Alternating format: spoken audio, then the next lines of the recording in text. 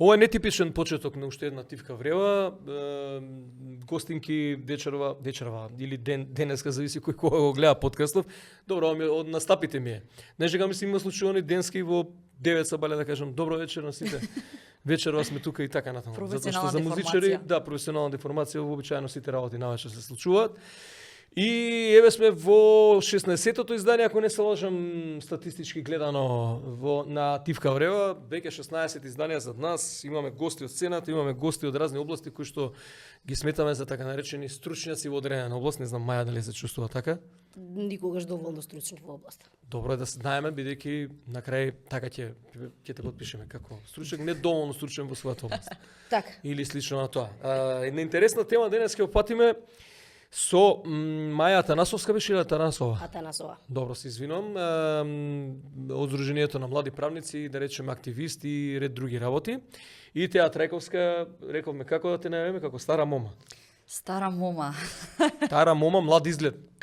Тоа е најбитно. Далеко од стара мома, Да, Теа тоа кај нас се меѓутоа вика држача за стара мома. Да, држиш. види на времето тоа имаше други дефиниции како се поместува се тоа на помлада возраст, не ми е јасно, ама добро. Тоа младиве генерации. До одредена возраст те прашуваат кога ќе се младиш, а после одредена возраст више глупо има и кога ќе доеш до ова второва, више знаеш. Чека, а те прашуваат она, не раѓаш уште? Па да, сега се Има и такви, не раѓаш. само бети. Нели? Има. Ти По- кога по планираш да стереотип. раѓаш? Кога? Од дома ти прават притисок? Не, моите се прекул. Поздрав до нив. Не. Добро е, поздрав до родителите на Теа. Иако доста млади мене ме створиле и ме донеле на Добро, светот, слушај, ова го почнавме од ова, меѓутоа и ова е еден аспект од она што скроз. што треба да уфати емисијата, а темата некако многу лутав околу ова како на крај ќе го дефинираме. Меѓутоа тргнавме од нешто што се нарекува женски права, тука влегуваат и граѓански аспекти на репродуктивни права, сексуални права, професионални права, право на глас, право на учество, не знам, во политиките. Имаше, не знам кој спомена во емисија за бројот, зборувавме на жени или девојки присутни во одредени тела, па и во собранието и така натаму, процентот е се уште катастрофален.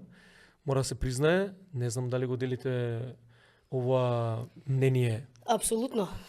Апсолутно. Процентот е катастрофален и во јавните политики, меѓутоа и на високи одговорни позиции кои што можеби не се поврзани со политика, како што се да речеме високи позиции во компании, директори, професори, можеби многу поголема бројката би можела да биде, меѓутоа бројот на жени за жал покрај тоа што бројот на жени кои што дипломираат и кои што имаат одличен успех на факултет и на останатите нивоа на студии е многу повисок од оној на мажите, сепак некако мажите се оние кои што ги имаат високите раководни функции кај нас. Добра, зошто е тоа така, што мислите ви?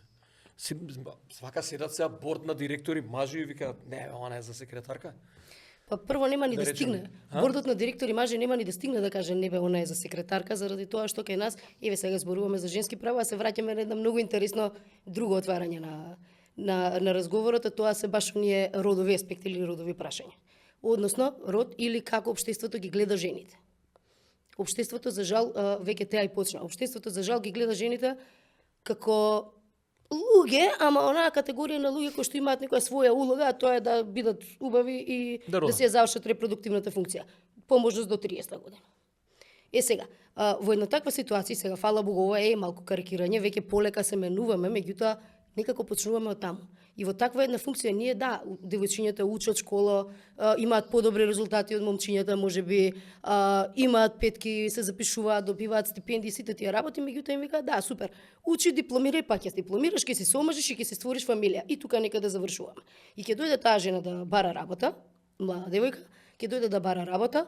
Првото прашање е, добро, ама кога ќе се мажиш? Дали имаш дечко, дали ќе се мажиш и кога планираш да раѓаш?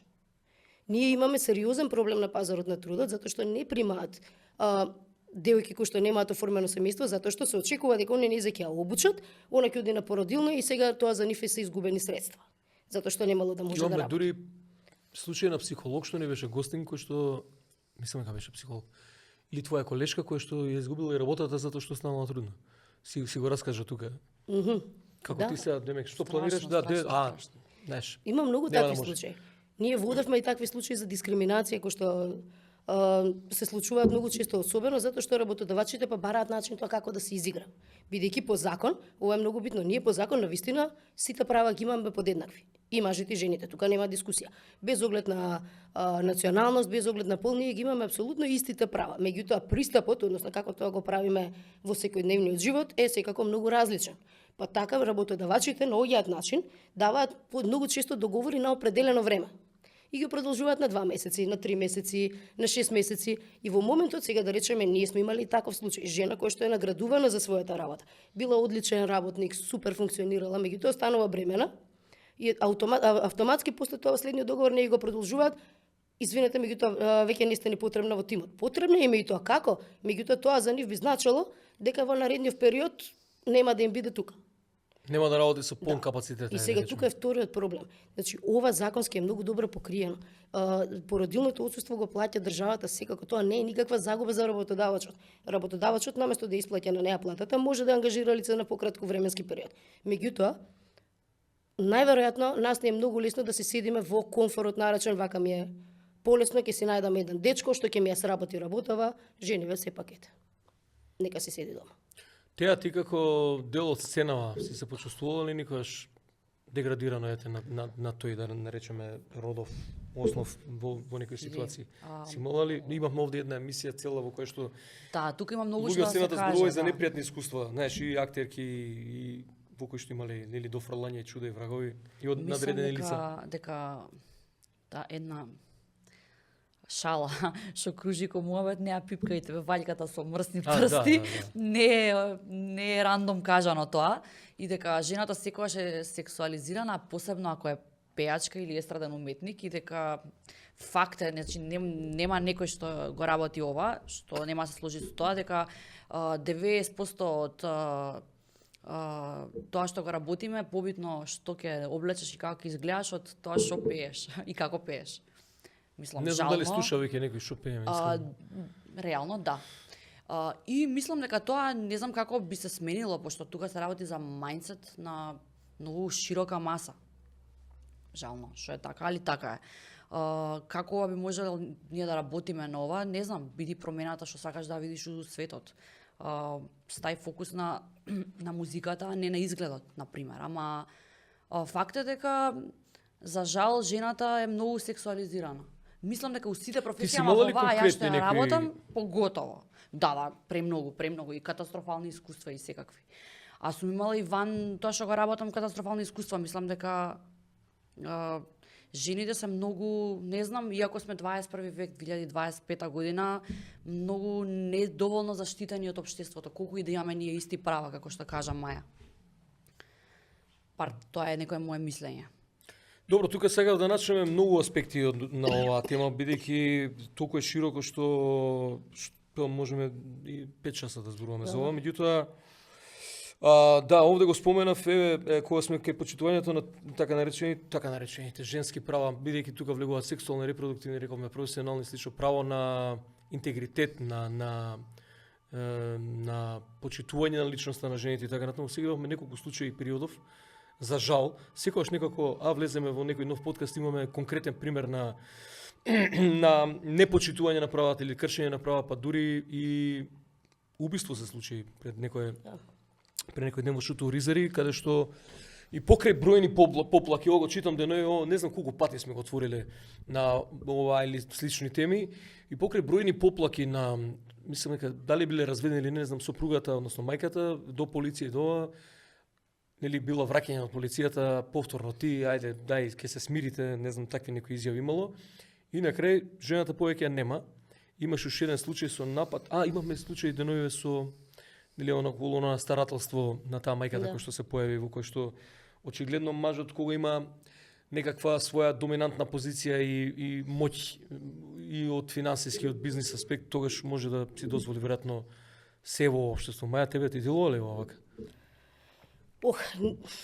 Многу би сакала конечно да имаме нешто позитивно да споделиме во овие случаи, во овие примери. За жал, не знам, јас сум во невладиниот сектор веќе 8 години, претходно работев во адвокатура, темиве од секогаш ме интересирале, од секогаш ги следам и апсолутно, за жал, не можам да кажам дека гледам дека Образование. одиме во некоја многу добра насока. Имаме ние измени, имаме ние промени, имаме добар пат и нешто добро што го гледаме кај одредени луѓе што се промениле. Меѓутоа, за жал, резултатите системски кај нас се многу ниски. Ситуацијата со старателството да ја отвориме прво.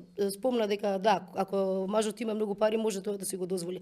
Меѓутоа да ја свртиме и приказната и од другата страна, дека кај нас по дефолт детето веднаш се доделува на мајка. Да, сега. тоа треба да се И тоа е многу интересно да се зборува зошто е тоа така. Доколку зборуваме, не знам сега за бебе или ако има некои медицински причини зошто е тоа така, разбирам. Меѓутоа, деца кои што се веќе поголеми мора да има многу поинаков пристап, поинако да се разгледа како треба да се даде старателството, заради тоа што ова е повторно една замка на општеството, дека мајката е таа што знае да се грижи. Не може никој да ме убеди дека татко не знае да се грижи или дека не е способен да се грижи за сопственото дете. Освен ако општеството не го направило неспособен, како што кај нас тоа сака да го прави. Така што како што го дава товарот на мајката да биде исклучиво одговорна за семејството, така го отстранува товарот од таткото, му вика ти си неспособен за семејство, ти само треба да носиш пари. Така што, за жал, имаме тој случаи. стереотип постои така. Тој стереотип исто мораме да го разгледуваме. Во овој конкретен случај, не мислам дека влегува во оваа приказна, не знам ни што се случило. Многу е очигледно дека да, дека имало можеби влијание, финансиските средства и искрено не знам каква е ситуацијата и што всушност се случува, меѓутоа стереотипот кој што ние го имаме е токму овој. И на тоа мора и на тоа да се работи. Дека да, детето можеби по сите правила треба да го има старателството мајката.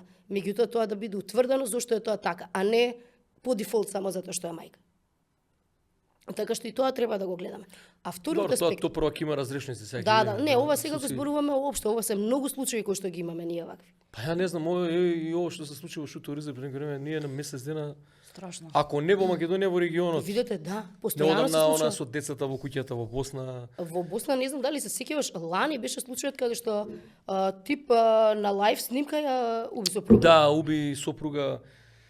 Па и не само тоа, потоа се имаше и масовни убиства и така натаму. Значи, очигледно сме во лут период сите многу на страшни Балкани. работи и ова што го зборувавме сега за случката во Шуто Оризари, каде што жената има пријавувано и знаат сите дека има пријавувано.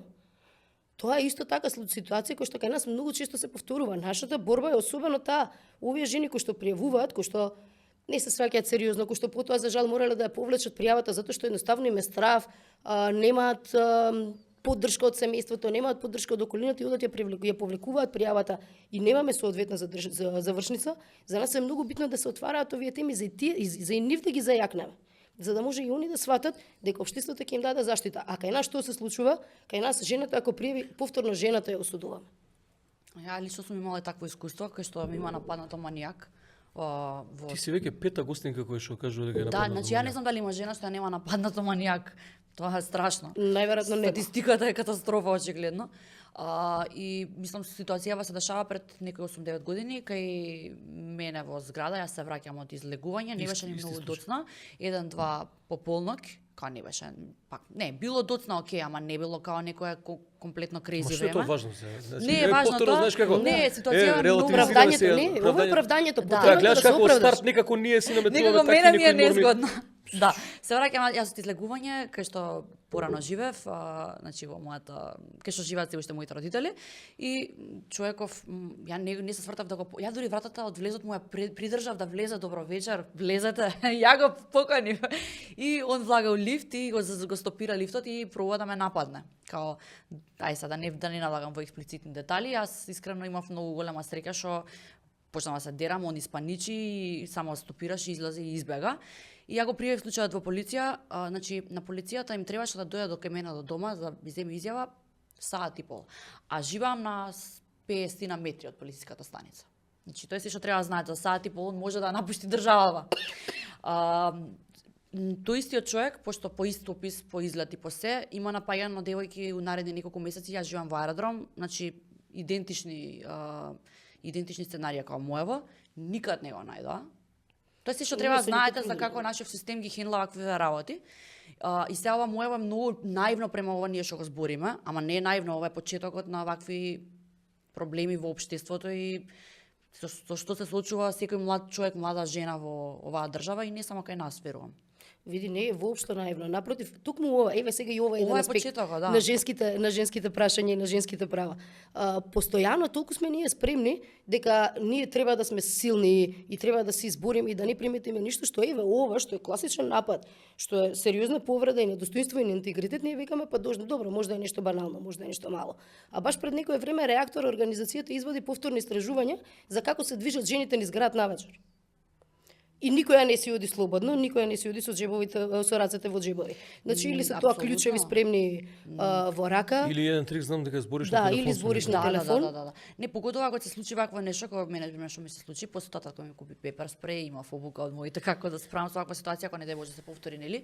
И искрено, еве пример сега живеам сама веќе 2-3 години. Не кажувам каде. Не кажувам каде. Иако зградата е пребезбедна, јас секогаш сум онака full aware кога доаѓам дома, како паркирам. Значи, цело време ја пратам комплетно мојата околина, пошто едноставно ти е страв. Поготоа кога се десило, знаеш дека може да се деси пак и тоа многу лесно. Слушај, ова не е само, да речеме, неоснован страф на родова база, туку безбедноста општо е. Општо, Ја ги да, почнам да. да шетам со пепер спреј, веруваш. И јас сум имал ситуации.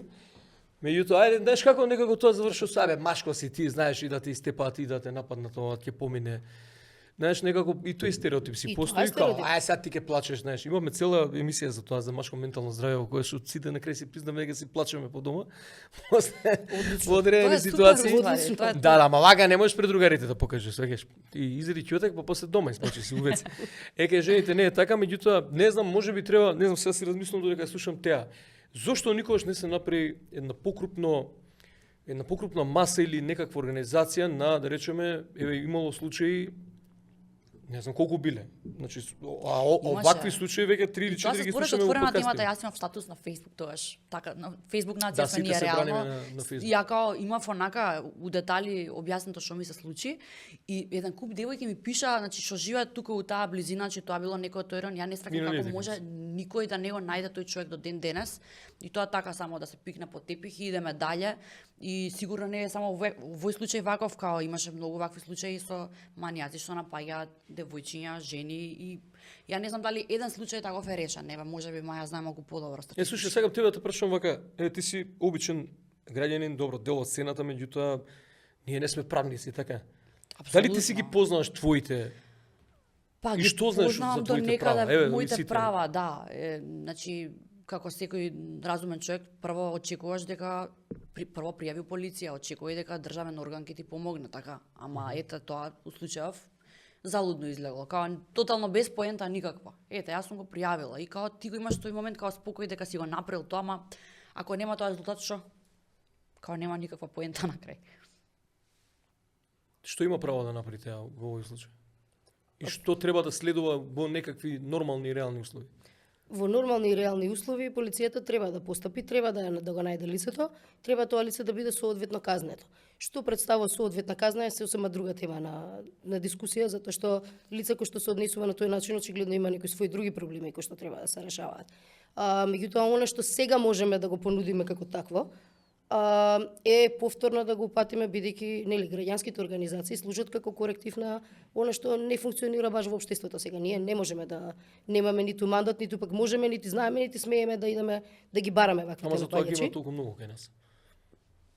Тоа е, меѓутоа оно што можеме е да ги поддржиме сите кои што се нашле во ваква ситуација да се јават во било која граѓанска организација ќе ви упатиме онаму каде што има психосоцијална поддршка, да ви помогнат барем во однос на зајакнување од стресот кој што го имате претрпено. Значи максимумот кој што сега во моментов надвор од сите работи што може да се даде е тој, затоа што тоа е целата работа зашто на нас правниците ни е многу тежок животот. Работите се напишани на хартија, ние ги имаме, тоа таму све убаво функционира. Наводно имаме и некакви институции кои што тоа треба да го спроведат. Значи по дефолт треба да сме безбедни. Ние веруваме, јас сум тренирана да верувам во тоа што стои на хартија, а уствари во пракса ништо од тоа не функционира. И заради тоа и бараме начини како може барем некако да ги обезбедиме основните човекови права, основното човечко достоинство да биде достапно за сите. Еден од начините, бидејќи очигледно правото е не секогаш ефикасно, правдата е долга, особено ако станува збор за судски спор во Скопје, тој може да трае и со години, така што правото едно, меѓутоа како ги решаваме работите за нам да ни биде добро е сосема поинаку и сосема поинаков пристап. Така што да, тоа законите се едни, меѓутоа она што јас ви го препорачувам, настрана од она што си пријавила во полиција, што е супер, барајте да видите дали можете да добиете психосоцијална поддршка, не знам, групи за поддршка со други луѓе што се нашле во таква ситуација, бидејќи заедниците се градат на тој начин. Поддршката, помошта ја добиваме така. На крајот на денот, ако на мене ми се случил таков напад, знам како се чувствувам, меѓутоа ако не ми се случил таков напад, не можам да ги разберам луѓето. Така што тие групи на поддршка можат и да помогнат да ние дадеме на општеството нешто дополнително кое што ќе биде поттик да се направи некаква акција за некаква заштита понатаму. Како што беше на пример, не знам, после некој од сообраќајките како што беше дека луѓе излегуваа на улица да сигнализираат прекршување на права и некои слични работи. И како што се лепеа, да речеме, црни точки на семафори. Значи, од некаков проблем со заедничко работење, затоа што сме се нашле дека сме повеќе силни травма, некој што има слична травма, споделената емоција и секогаш се помагаат. Заедничко преживување и проѓање преку одредени работи.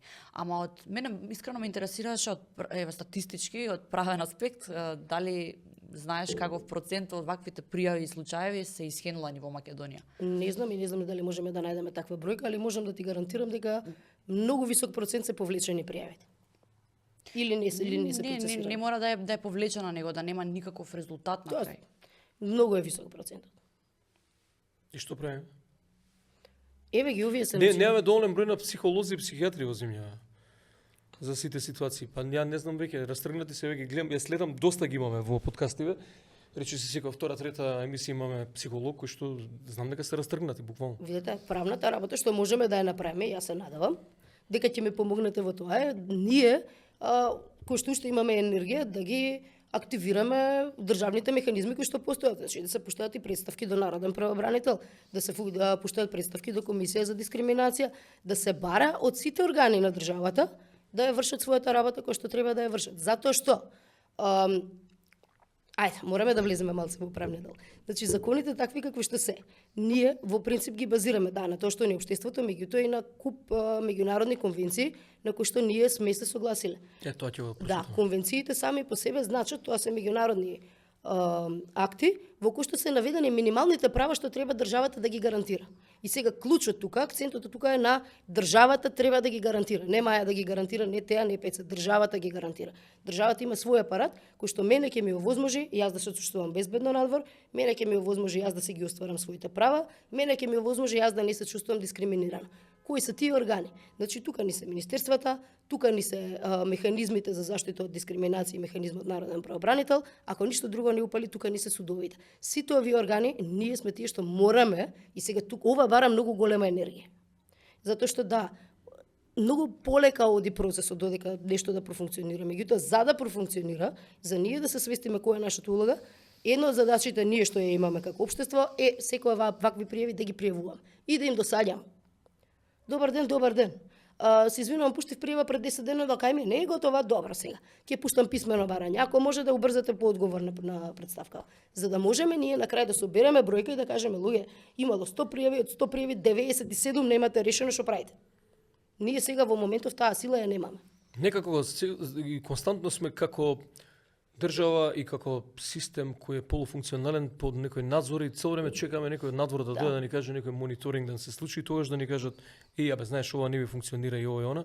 И да споделиме на Facebook и тоа. Да споделиме на Facebook, меѓутоа тоа не се решава, знаеш, останува така. Ја не знам, 30 години само слушам за лоша оценка на судството, лоша оценка на не знам што, на полицијата, лоша оценка за ова. Зборам за оние европски некои институции слично кои што доаѓаат, не знам сега конкретно кои се или комисии кои што доаѓаат и оценуваат работата, судството е константно лошо оценето, можеби на дното од страна на јавноста и така натаму.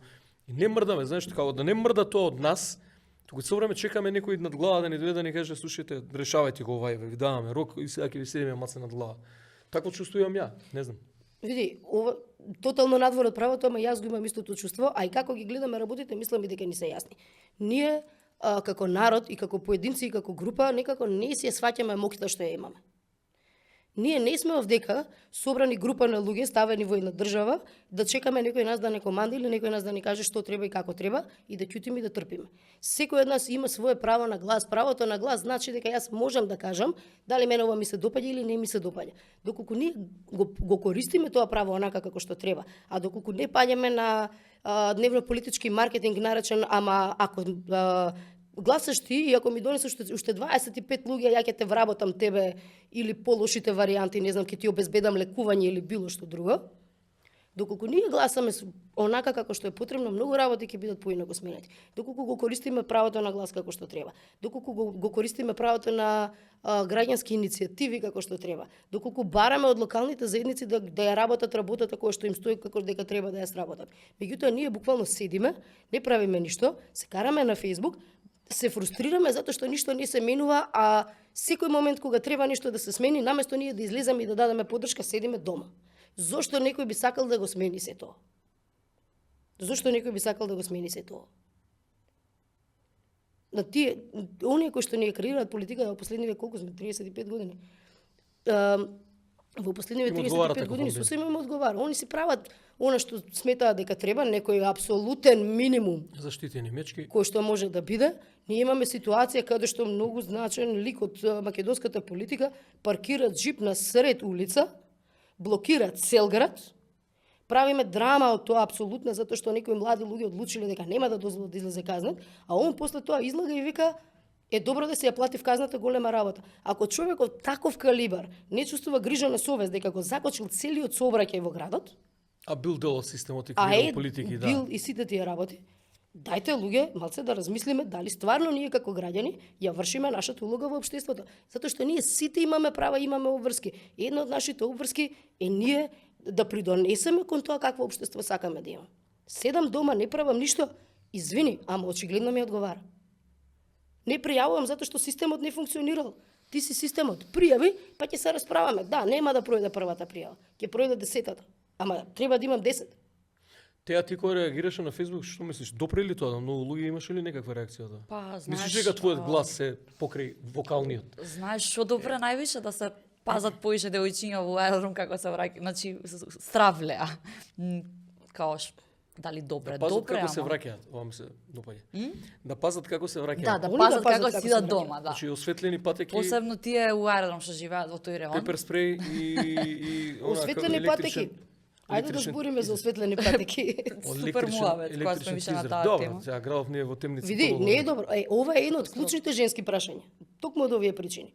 Едно од клучните женски прашања е точно тоа, колку е градот безбеден за жените. Затоа што не е статистички не е исто. Статистички жените повеќе користат јавен превоз. Статистички жените повеќе одат пешки. Мажите се во принцип во коли и не само тоа. Она што го зборувавме за општеството како функционира. Статистички жените повеќе вршат работи низ град. До дуќан, до школа, до наваму натаму, значи се повеќе раздвижени пешки. Со колички. Каде ни се движат жените со колички? Каде шетаме деца? Све се ова многу битни женски прашања, затоа што ние така ги наметнуваме. Така што и ова е, веќе ако некој се буни за нешто и се јави во својата локална заедница, ве молам прашајте за ова. До каде сме со патеките за движење? И особено делот кога беа мерките за струја, кога ги изгасија сите можни бандери низ Скопје. Страшно. Тоа беше страшно. Тоа беше и кај мене во Капиште се случуваше. Тоа беше реакција на што струјата, демек колку поскапе. Да, имаше такви совети да донесува решенија. Бога ми тоа беше прилично. Искачаш да шеташ куќе и значи не гледаш. Се просто враќаш без долго. куќето, си го изгубил. Значи страшно беше, искрено, баш таму јас кај што живеам, беше хорор филм, ништо не гледаш. Така да Батериски лампи, рековме тизери и електрични, кажи го и пепер спреј. ама пак проблемот уствари безбедноста, тоест не безбедноста, а не тоа што изгасиле сијалици. Па добро, ама тоа дава полигон за такви да, действија. Тоа што ни изгасија Се си ја сијалици врзано. само укажа дека немаат појма што им се дешава на граѓаните, тука е муавет. Тоа е целата работа. Дека кога ќе ставиш контейнер од, не знам, колку е тој, 3 метри широк, кога ќе ставиш на тротоар, тоа значи дека сите пешаци ти одат на улица. Кога почнав да читам за нели како некој кој што е лаик прилично во одредени теми и кога стана збори за женските и за сексуалните и репродуктивните права и слично на тоа, постои една така наречена универзална декларација. Вели дека е најважниот документ кој гарантира почит на овие права. Сега тоа секој веројатно во својот двор како се почитуваат правата. Ева, ако тргнеме што се сме подпишале, Универзалната декларација е стварно многу битна. Со универзалната декларација почнува само ако дозволиш би сакал да прочитам. Значи и конвенција против тортура е друг вид свирепо, нечовечко или понижувачко постапување или казнување, ова е 1984. Имаме конвенција за права на детето, добро, ова не влегува можеби под женски права, меѓутоа програма за акција на меѓународна конференција на платформа за акција, конвенција на права на лица со попреченост. Значи Македонија е потписник на еден тон на документи, односно како се тоа договори и декларации. Универзалната декларација вели дека е најважниот документ кој гарантира почит на овие права, човекови слободи и права, универзалност, неотуѓивост, неделивост, заемна поврзаност и зависност, еднаквост и недискриминација, партиципативност, отчетност и владење на правото. И тука веројатно влегува, сега не знам, ти као правничка би требало повеќе, знаеш, не знам, тој сегмент околу овие права што ги споменуваме, кај влегува и што вклучува тоа? Што би значило? Универзалната декларација е стварно првата база на општеството како што го знаеме денес. Со неја започнуваат Обединетите нации, кои што се јавуваат на некој начин како одговор на сите случувања што беа во Втората светска војна. Општеството се некако се собира, почнува да функционира од почеток, вели окей, направивме сериозни големи проблеми заради тоа што немавме воспоставено стандарди и навистина имаше сериозни повреди на човековиот живот, на достоинството и остали слични работи. И затоа ќе поставиме една база. Универзалната декларација се многу основни права, сериозно основни права, каде што е правото на живот, правото на еднаквост и слично. Може би тука луѓето мислеле дека завршиле работата и поставиле еден темел. Меѓутоа потоа се установи дека секое право треба да биде малку повеќе разглобено, дека треба малку повеќе да се даде ефект. И сега во насока и тука се развиваат многу конвенции. Како се развива општеството, како затвараме една област, сваќаме дека некое право треба малку повеќе да го разглобиме. Па онда имаме пакти за економски, социјални и културни права, политички пакт и за политички права и слично. Како се развиваме понатаму, доаѓаме во ситуација каде што сваќаме дека и покрај тоа што универзалната декларација вика сите луѓе се еднакви. Некои би рекле дека мажите и жените се луѓе, така дека и жените се луѓе. И па ние имаме посебна конвенција за елиминација на сите форми на дискриминација врз жените, каде што мораше повторно да се потенцираат овие права кои што веќе постојат. Значи, веќе 25-6 години претходно постои оваа универзална декларација. Меѓутоа, дури во оваа конвенција, повторно се отвараат баш сите овие права, веќе гарантирани како посебни женски права. Зошто? Затоа што во некои општества се уште не беа стигнати до таму да ги прифатат жените како еднакви на мажите. Имавме ситуации, добра, не сум толку стара, имало ситуации кога правата од универзалната декларација биле гарантирани на мажите, жените немале право на работа. Жените, да се разбереме, во Авганистан и се уште немаат право на работа. Лани добија право да возат кола или слично. Да не дискутираме не во Авганистан, не во Емирати, се извинувам. Во Авганистан немаат апсолутно никакви права, во моментов им забранија во Авганистан во моментов им забранија да стојат на прозор.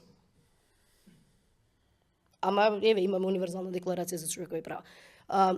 Така што од тие причини се вади оваа конвенција за елиминација на сите форми на дискриминација врз жените, каде што повторно поединечно се обработува секое право, дека жената има право на работа, дека државата мора да ја обезбеди на жената пристап до образование, пракса, сигурност за да може да ја врши својата работа и сите овие елементи. Така ни се развиваат на нас конвенциите. Согласно потребите на општеството. Како се развива општеството, така се развиваат и самите конвенции. Затоа што со конвенциите уствари се очекува да се тие основни минимуми да се зголемуваат и луѓето да добиваат се повеќе и повеќе права.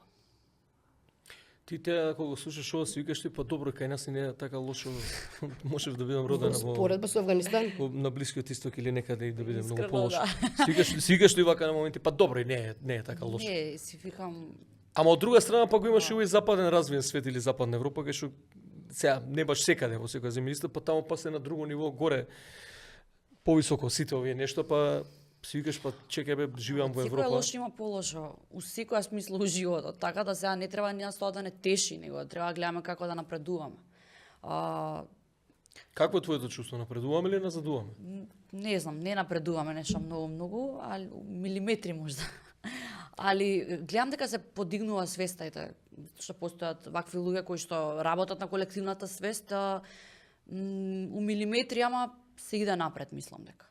Еве и вакви подкасти кои што реално се ова мислам дека игра некоја улога на крај во информациите кои што допираат до секој човек, во секој поединец. Ја па имам чувство дека сме во константен регрес и тоа го имам неколку пати кажано.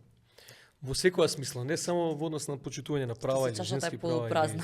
Да, па не Чашата знам е свртена дали наопачки. дека имаме поголемо искуство животно, па си викаш ајде тргнавме од еден систем, од една држава која што се распадна, па тргнавме со некој елани полет дека ќе живееме нели во некоја демократија каде што сега биде развиено, сега не биде достапно, ама не е баш не е баш така во Не, пракса. значи, да се вратиме на муабетот на нашето влијание. Кога збориме за женски права, многу е битно да се потенцира дека за жал женските права доаѓаат после, нели, веќе како што спомнавме. Меѓутоа и тие права, онака како што се добиени се луѓе, добиени со борба, со сериозно влијание, со сериозно барање од страна на жените. Така што имаме ние низ историјата докази дека за секое право морало да има посебна борба, морало да има посебно досаѓање, посебно укажување. Ова го кажувам не за да викаме браво што сте правеле, него за да ја пратам пораката дека не смееме да се опуштиме и да речеме окей, ги имаме правава, завршивме. Правата очигледно и покрај тоа што постојат во конвенциите, ако ние се опуштиме, Да, се едно е губат. формално напишано и овакво друго е спроведено во пракса. Мораме ние да си го бараме. Окей, сте ми го ветилова, гарантирај ми го. Ако не ми го гарантираш, имаме проблем. Кога прочитав сексуални и репродуктивни права, и ова некако е во контекст.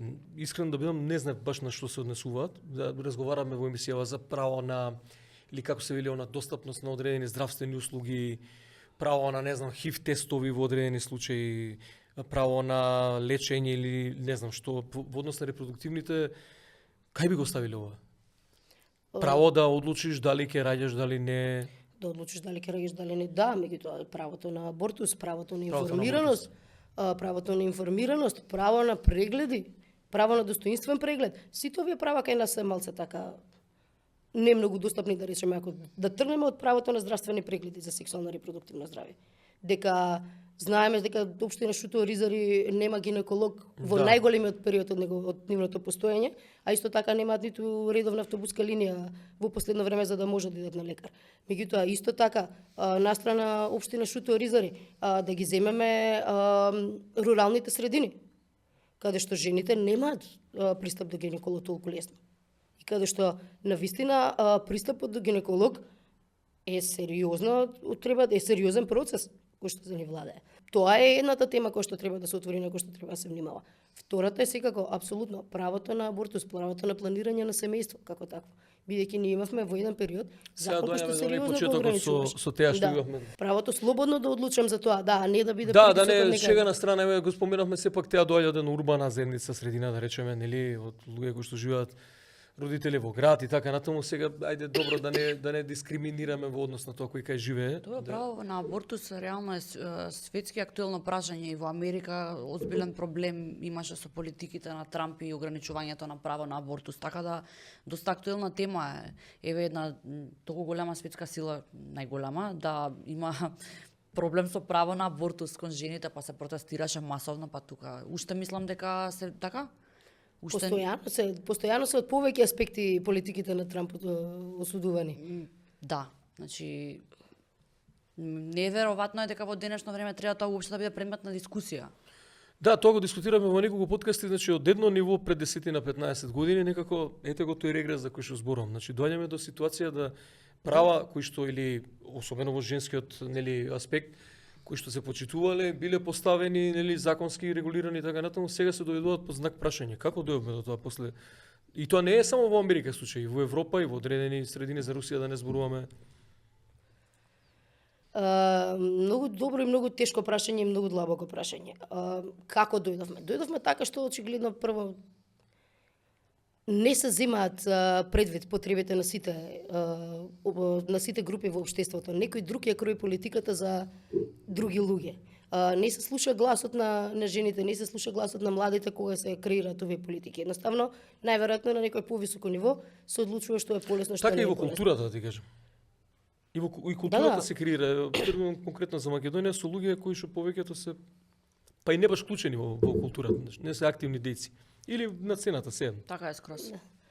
Сега со овој дел не знам дали ќе се најдеме. Ама исто така, барем во периодов, владиве во моментов многу сакаат да следат популистички мерки, а за жал во периодов, па и најверојатно заради тоа што светов во најголема мера осиромашува, валјда и образованието ни паѓа се повеќе и повеќе, луѓето се повеќе се поврзуваат со религиските групи, со верските заедници, кои што исто така, бидејќи постојат од секогаш, имаат сериозен проблем со позицијата на жената како еднаква на мажот.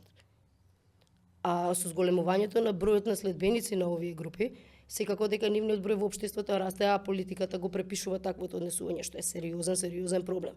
Меѓутоа, она кое што е задача на државата е токму тоа. Верата, религијата постоела, од секогаш постоела и пред нас како општество, како такви треба да остане, меѓутоа државата е таа која што треба да пресече. Да, религијата е ова, меѓутоа, доколку е ова секуларно општество, значи не поврзано со една религија, општество во кое што функционираат разни групи, ние мора да имаме политики, мора да имаме закони кои што ќе се однесуваат на сите. А внатре во религиските групи, во рамки на основните човекови права, може да се организираат поинаку. Меѓутоа, секој пат кога ние се повлекуваме на барањето на мнозинството кој што поттекнува од книгите стари по 2000 години, ние завршуваме тука. Не можеме ние да зборуваме за женски права ако се базираме на ама жената треба да му е покорна на мажот. Они мора да бидат еднакви. Тоа е тоа. Теа? Се слагам во целост со се што се каже. Овде имаме неколку членови, исто сакав да ги, мислам што ги гледав и сакав да ги разгледаме, да ги прокоментираме. Сега, што беше ова, чекај да видиме само. Не е од универзалната декларација или е? Ајде, Маја, може би ти ке знаеш подобро. Член не вели вака. Ова се членови кои се утврдени за почитување на правата на жените и дали истите се почитуваат кај нас, ова сум напишал. Во пракса, собствени искуства и теа може да каже нешто, размисли, толкување на истите и слично. Член 1. Право на еднаквост, еднаква заштита од страна на законот и слобода од сите облици на дискриминација заснована врз полот, врз сексуалноста или врз родот. Се чувствуваш ли еднаква со мажите во држава? Апсолутно не. Не. Мислам дека се што ќе прочиташ функционира само у теорија, али ајде да видиме. Право на учество на сите лица, мене ме интересира да затоа што не сум правник, па ги читав. Право на учество на сите лица без разлика на полот, на сексуалноста или на родот со оглед на тоа што сите луѓе имаат право на учество и на влијание во економската, во социјалната и во културната сфера. Полот, родот или сексуалноста не смеа да бидат пречка во реализација на ова право. Ти што мислиш на сценава, би да речеме би влијаело ли малку помоќно или по ако си маж? Не знам. Не само на сцената, мислам дека општо во сите професии, дека едноставно жената колку и да е по закон и по се еднаква на мажот, дека во пракса не е така. Добро, ако зборуваме за сцената, секогаш е подценувана, значи посекогаш. Кога зборуваме за сцената, па тука па можеме да кажеме дека дури девојките и жените имаат простор.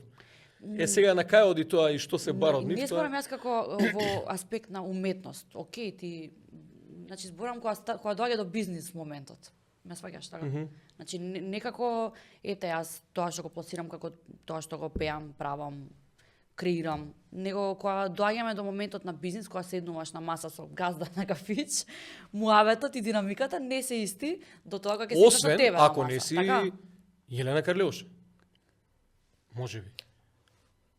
Мислам дека тука тука се менуваат работите бидејќи нели се не знам, јас слушам баснословни слуми таму како се вртат, така што не само од аспект на сума, значи односот муабетот, наративот. А ти она сега кажеш, да бе некој девојче, мене ми рекле така. Зашто сте сите мачки во бизнис? Зашто е? Сега да некој девојче може да заличи тоа не. Не, ова го имам. Супер доживеан. Сега да некој девојче може да заличи, демек ти сега што види се како си да заличи. Го имам и тоа на сцена и сум бил сведок. Одиме понатаму член, чекај да видиме, член 3. Право на живот, слобода, лична безбедност и на телесен. Мислам дека ова со безбедноста околу твојот случај го може да го скокнеме и реакциите понатаму.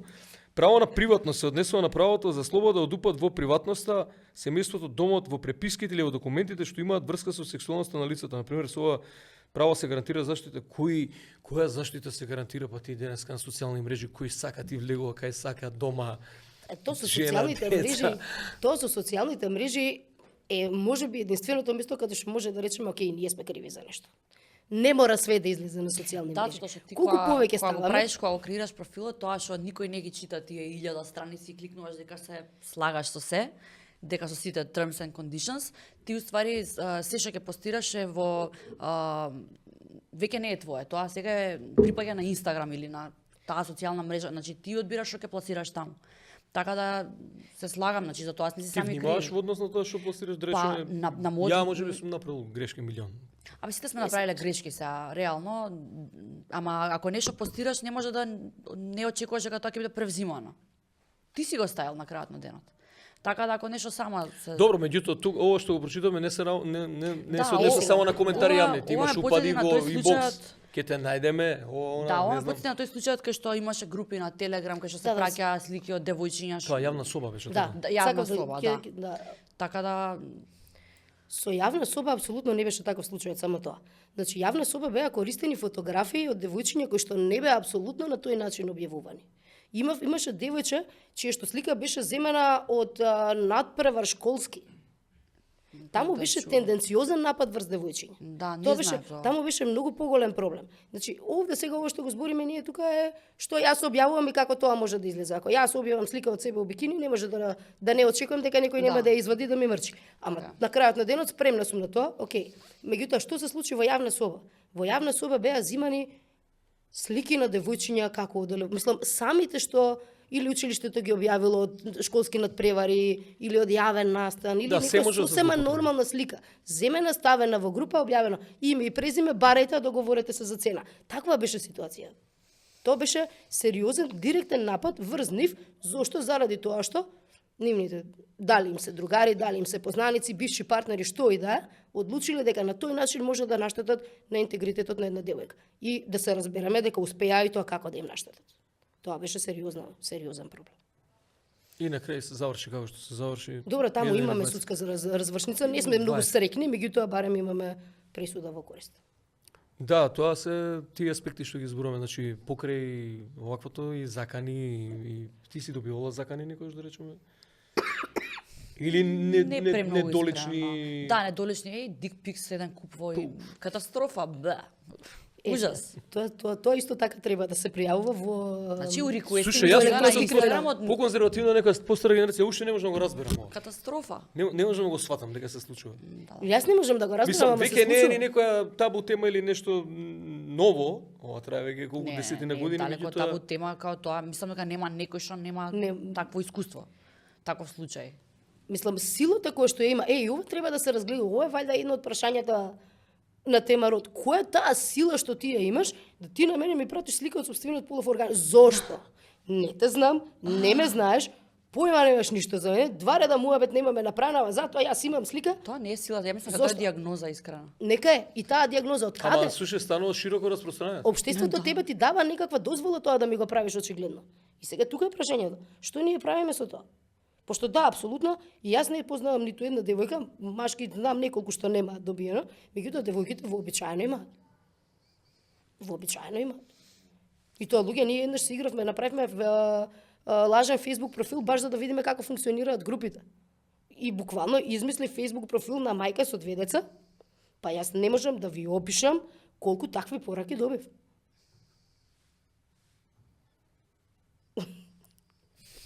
Мајка со 2 деца. Да, мајка со деца. Значи, насловната беше 2 деца растрчани, бла, ти реков ми рече. Наративот беше тој. Сликите кои што ги добив, стварно не знам, као.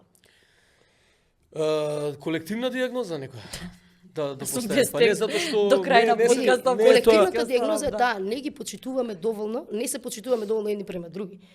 Жените се уште ги гледаме како нешто подолу, мажите ги гледаме како нешто што мора да е јако и да ги контролира жените. Уште ова ќе го кажам во оваа насока, па можеш да ме прекинеш. Не, мора да завршуваме. Да, Ќе те оставив. Која беше ситуацијава во со Шуто Ризари. Знаете дека сега се поведе иницијатива гонењето за физичкиот напад при семејно насилство да биде по службена должност, тоа е сериозна промена на закон. Еден од коментарите кој што го прочитав ме прогонува 2 дена. Гласи, ајде сега ќе ги направиме машките слабичи да не можат да истепаат. No comment. No comment. Меѓутоа, тоа е таа колективна диагноза. Тоа се, знаеш, грото од Мене ме вознемирува тоа што треба нешто многу страшно да се случи за да се делува. Пример, еве пред некој ден сигурно пратите за опожарениот стан на сестра му на Зоки Фаци, кој што го пријавувала човеков за семејно насилство имаше, цело време, значи он на 100 пријави имало и никој не реагирал и никој не ги сваќал тие сериозници дека човеков не постапил така како што заканувал дека ќе постапи. Као what the fuck, кај е проблемот? Ама ние имаме еден тон такви случаи, знаеш, на закани по живот, па некој фатално заврши. Кај е проблемот? Постојано поединечно се постапува. Проблемот е таму, ќе се смират. Проблемот е дека ние упорно веруваме дека ова не е проблем, туку е нешто семено и они ќе се смират. Па јас не можам да ви кажам колку пати ние се расправаме на таа тема. Ама добро, сега они пријавуваат, ти не разбираш, они се сакаат, ќе се смират. Нема да се смират. Баш кај не е твоја работа дали ќе се смират, твоја работа е да постапиш.